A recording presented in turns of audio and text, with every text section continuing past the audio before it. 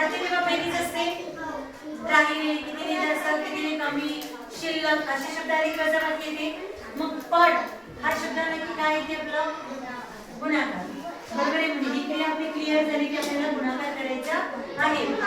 मग 18 या संख्येच्या चौपट. चौपट म्हणजे 18 ला किती गुणिले करायचे? 18 ची चौपट करायची. म्हणजे 18 गुणिले किती? 18 गुणिले किती? दुप्पट म्हणजे 2 चे दुप्पट किती? 4 चे दुप्पट किती? 8. म्हणजे तुम्ही काय करून राहिले? 4 गुणिले किती करून राहिले? 4 चे दुप्पट 8 काढले. म्हणजे 4 गुणिले किती केले? 2. मग 18 ची चौपट म्हणजे 18 गुणिले किती करावं लागेल? 4. चौपट म्हणजे गुणिले 4 ना. चौ म्हणजे 4. तर 18 या संख्येची चौपट 18 गुणिले 4 किती उत्तर सांगा? 18 गुणिले 4.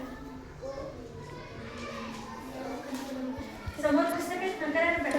4 4 4 पाच झाले. 4 4 4 दुनिया 4 12 4 16 4 25 4 7 24 32 आणि म्हणजे 18 या संख्येच्या चौपट काढली आपण. आता 30 या संख्येची दुप्पट काय?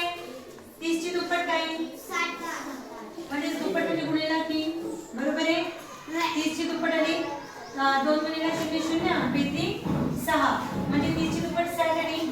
आता 18 च्या चौपटीतून 30 ची दुप्पट वजा करायची. सांगा काय उत्तर येईल? चौपट आहे 72 आणि दुप्पट आहे 7. सांगा उत्तर.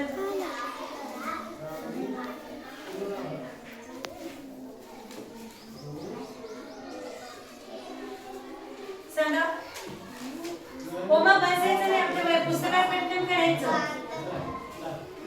पटकन 8 कसे मग?